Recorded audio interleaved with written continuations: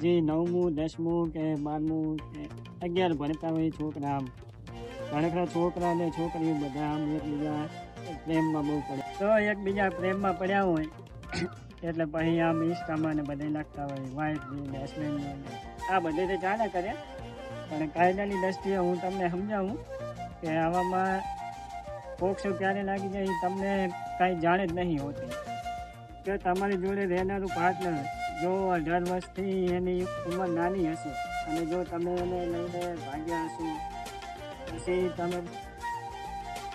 તમને જ્યારે કોર્ટમાં રજૂ કરવામાં આવે કે છોકરીનું બયાન લેવામાં આવે, ત્યારે જો છોકરી તમારા ફેવરમાં પણ બયાન આપશે કે હું મારી મરજીથી ગઈ હતી, બધું મારી મરજીથી થઈ હતી, તો પણ જો એની ઉંમર 18+ નહીં હોય તો પછી છોકરી નાબાલિગમાં જ આવશે અને તમારું ઉપર સીધો ત્યારે પોક્સ જ નાખશે.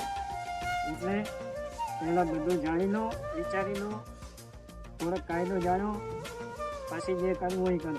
હમણાં અમારે એક રિસેન્ટલી કેસ આવ્યો હતો કોર્ટમાં, જેમાં છોકરીની કાંઈક ઉંમર નાની હશે અને છોકરો પણ આમ નાબાલિગમાં જ આવતો હતો.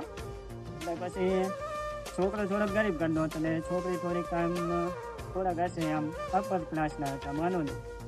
તો પછી છોકરીના મા બાપે જ્યારે એમને એવું લાગ્યું કે આ બંને આ રીતે છે ને એવું બધું છે, તો એ બંને વચ્ચે તો આમ કશું થયેલું નહોતું.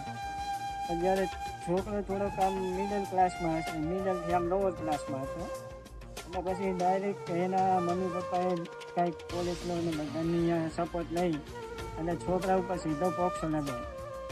ત્યારે છોકરી પણ કાંઈ નથી કરી હતી અને છોકરાને સીધી 20 વર્ષની સજા.